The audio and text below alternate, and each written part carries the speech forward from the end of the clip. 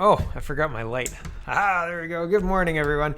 I'll just leave that in. CBC News is reporting. Remember the beginning of May, we were going to usher in a brand new no gun Canada and all the gun violence was going to evaporate, right? Justin Trudeau's banning 1,500 types of assault-style firearms and gun violence will disappear, right?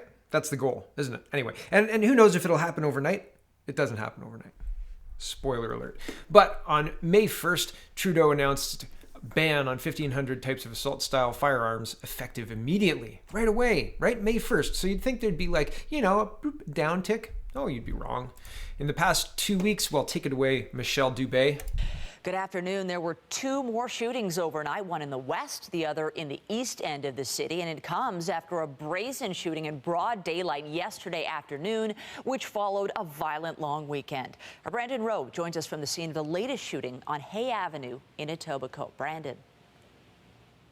Michelle, it's been a violent week in the city. There's been 18 shootings in less than 6 days, leaving 21 people injured. As you mentioned, I'm at the scene. 18 shootings, 21 people injured. That seems like a lot in the last couple of weeks, right? And the last couple of weeks is firmly entrenched in May. We're May 20th today. So you'd think that the gun ban would have the opposite effect of, increased and violent, rampant gun crime. Isn't it strange? It's not strange at all, right? Like it's offensive because this government is pantomiming that they're moving on something. Pantomiming is like play acting. That they're moving on something like guns, when in reality they're ignoring the real contributors to the gun violence: the gangs, the open borders, the drugs and the guns coming across the open borders, right? In addition to the asylum seekers and the illegal people who walk in and are welcomed with open arms by our police officers. It seems very strange how focused on racism everything is, right? And 18 shootings, nothing to worry about. Toronto, next week maybe we'll have less, but maybe not. Who knows?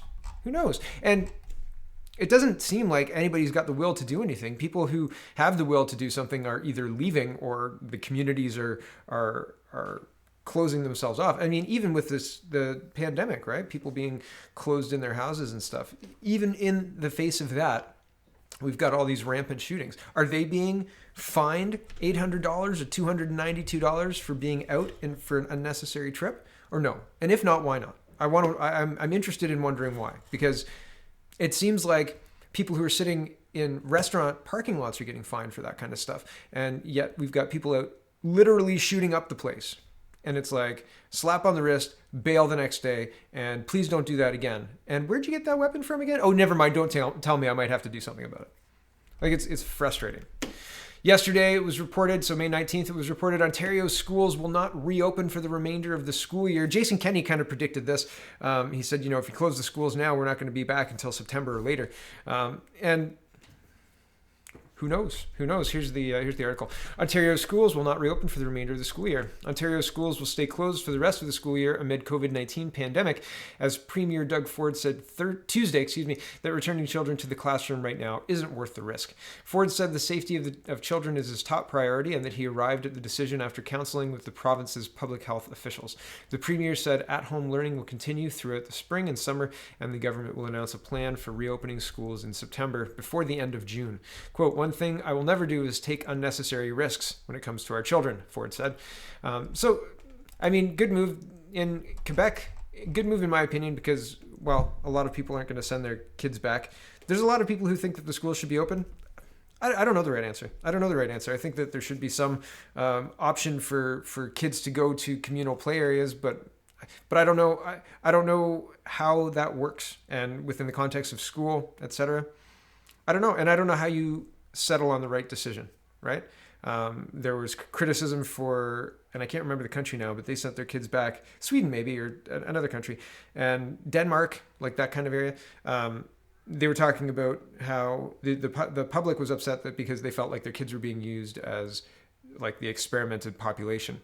And I mean, maybe there's some validity in that. And in Quebec, right, the kids are going back to school, and here's an article talking about how it looks. And if this is how school looks, I think that homeschooling is becoming more and more viable, right? And I think that there are a lot of people like me who would consider that in the face of these options. So here's the Global News article. Can we really keep kids distant in school amid COVID-19? It won't be easy, experts say. Teachers in masks, classroom sizes reduced, spray bottles of sanitizer ready for little hands at doorways. There will be no such thing as normal for Canadian students, public health officials believe, should they even be allowed back to school in 2020. The COVID-19 pandemic forced schools across the country shut their doors in mid-March. Now, as provinces push ahead on their individual reopening plans, experts are questioning the effectiveness of physical distancing measures for school children and their impact on education. Kids want to hug, kids want to be close, blah, blah, blah. Okay, I scroll down. And they talk about schools opening in Montreal. Schools and daycares reopened regionally in Quebec this month. In Montreal, they're not permitted to reopen. Okay, but for those schools that did reopen, everything looks different. Desks are spread out with a maximum of 15 students per classroom. Arrows have been painted on the ground, spaced 2 meters apart to direct movements in hallways. When a bell sounds, students are required to wash their hands, and it rings often. Yeah, see, in the face of that, it has to be human, right? And people don't do stuff like this. They don't follow through with it properly. And I don't think the numbers justify these kind of steps. And if this is what it's gonna take, well, I don't see it being viable or a long-term option. So maybe time to rethink the model. But I don't have the right answer. But I'm saying kids in schools, teachers in schools, it's very difficult to regiment, to change behavior like that. And especially like that, right? I don't know that people will do it. People have eased off now from the beginning, right? And so to send the kids back and say, wear this and wash your hands every 2.5 minutes or 5 minutes or 10 minutes or whatever, right? If you're sitting at your desk and the bell rings and you have to wash your hands again, and you're sitting at your desk the time it rang before and the time it rang before, it's a bad measure of time, right? There's too much wrong with this. There's too much wrong with it. It doesn't make sense. And second, it doesn't make sense to contain the virus. It doesn't make sense to, if you're sitting in a room together, right? And say I have a marijuana vape or something that's very pungent, and I'm 6 meters away, or I'm 2 feet away from you, 2 meters away from you, 6 meters, 6 feet, 2 meters away. You're going to smell the vape, right? Which is the same. I'm breathing in and out, and people are being exposed. That's human, unfortunately. And fortunately, that's how our world has been created, etc. And so I don't think people will do this. But I don't know what the future is. So I'm just saying people behave how they behave, and the best indicator of future behavior is past behavior. So the best predictor of what happens tomorrow is what did you do yesterday, or what do you do today, right? Or what are you doing today? Here's a weird one, and I don't want to talk about the incels. I tweeted about this yesterday. Deadly attack at Toronto erotic spa was incel terrorism, police allege. What I'm highlighting here, to move on from the last topic, is the fact that they're painting this with the terrorist brush. I don't even know what an incel is, okay? And I do, involuntary celibates. But when you have to explain that in the article and explain, I'd like to have sex, but nobody will have sex with me. Let's all get together, guys. Come on, and we all hate women, right? Because they're not going to have sex with us. All us guys who want to have sex. The ideology is just ridiculous. It is beyond parody. It can't be real. It's so dumb. And there aren't guys. I mean, maybe there are guys who've been wronged by women and whatever, but you would be hard pressed to find a group of guys who are getting together here's the definition of terrorism, okay? To the unlawful use of violence and intimidation, especially against civilians, in the pursuit of a political aim. What is the incel's political aim? Get women to have sex with me. It doesn't make any sense. What is the political aim they're after? Just to be violent? Is that the political aim? We want violence? Here's the article. Okay. Deadly attack at Toronto erotic spa was incel terrorism. Yes, incel terrorism. So it's the slippery slope. This is terrorism. You know what isn't terrorism? I'm going to show you in just a minute, but it has to do with lighting fires on tracks and calling elderly women Nazis. This is terrorism. This is not. What? Okay, back to this. A deadly attack at a Toronto erotic massage parlor 3 months ago is now being treated as an act of terrorism after police allegedly uncovered evidence that it was inspired by misogynist incel ideology. Those crazy incels. Charges against those 4 guys who got together who admitted that nobody would have sex with them to hang out and be like, yeah, we hate those women. Morons. Seriously. It's so dumb. Back to this. Charges against the suspect accused of carrying out the February 24 stabbing attack, which killed a woman and injured another, were updated in court on Tuesday to murder terrorist activity. The suspect, who cannot be named because he is a minor, was also charged with terrorism for the alleged attempted murder of the woman who survived. He was allegedly facing first degree and attempted murder charges, but the development means police believe the incident was terrorism related. In a joint statement, the RCMP and Toronto Police Services said their investigation had determined the attack was inspired by the ideologically motivated violent extremist movement commonly known as Incel. I've never heard of this acronym, IMVE. I've heard of Incel before because the news has tried to shove it down my throat. I've never seen a poster for Incel, like, Incels meet Tuesday here, at the church in the basement.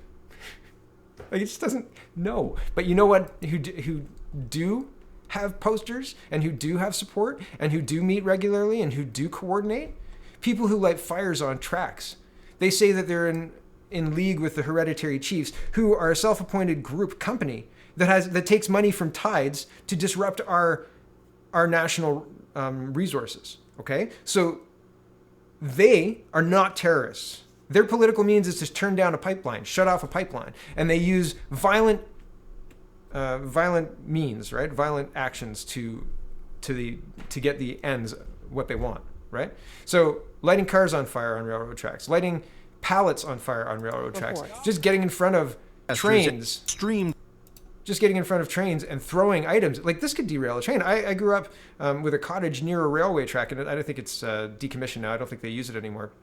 But we used to smush pennies on this track. And one day a CN truck came by, and I'd never seen a truck.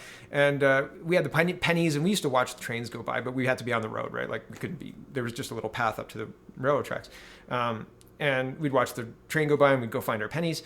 And the guy stopped, and he was a police officer, and he told us we couldn't do that because we could derail the train. And I'm watching this and thinking, like, okay, I was probably 8, like, I'm a kid, but that's really dangerous. And if that thing derailed, all those people are just going to die or get very, very injured. That's not terrorism. That's not terrorism.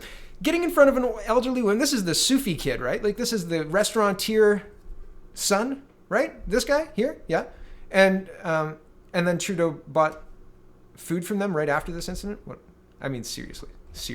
But woman with a walker called Nazi scum by protester at Bernia event? That's not terrorism? What's their political means? Or ends? What do they want? They wanted to shut down the event. They wanted to make people feel uncomfortable and frightened. And they targeted an elderly woman. And these cowards, these Antifa, whatever the heck they are, they're terrorists in my opinion, were so cowardly that they targeted women. They stayed far away from the men, but they targeted women. And the idea was that you would step in, right, to counter that, and then they could say that you were being aggressive. This stuff happens. The definition of terrorism is in the pursuit of political aims. What is the political aim here? It just seems like they're applying whatever they want to whoever they want. We have a two-tiered justice system where if you're trying to derail a train, that's not terrorism, man. You're exercising your rights. And if you want to call a woman a Nazi and stand in her way and assault her, that's totally fine. That's not terrorism either. But if you can be pigeonholed into an incel, that's terrorism, man. So weird. And this is just the end of my show today. But wow, this is our elected leadership. Okay, like if this was on Mad TV making fun of Canada in 2007, I probably would have watched it and gone, yeah, probably. And yeah, here we are. Catherine McKenna says, getting this sorted out is how I spent the long weekend. And now I can get my swimsuit on. I feel better already. Oh, isn't that great? I'm glad you feel better already, Catherine. Isn't that great? I mean, is your pool made of oil products, hydrocarbonate products, or hydrocarbon products? Hydrocarbonate. Han Solo. Okay. Still, this doesn't make me proud to be Canadian. This makes me think of Mad TV or Saturday Night Live when they were kind of on the pulse of things. Now they're just peddling propaganda like every other comedy show. It's ridiculous. It's really, really brutal.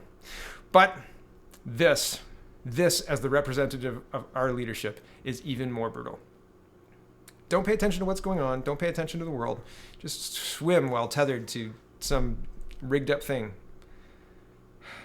You're a cabinet minister. Thanks for watching, everybody. Check out CanadaPoly.com. Check out CanadaReport.co. Check out SpeakingMoistly.co. Greg and I recorded yesterday. It was a lot of fun, and it's up on Speaking Moistly today. So check it out. We had a long discussion, or not a long discussion, like 20 minutes, and it was a lot of fun. Thanks for watching, everybody. Have a wonderful, wonderful day.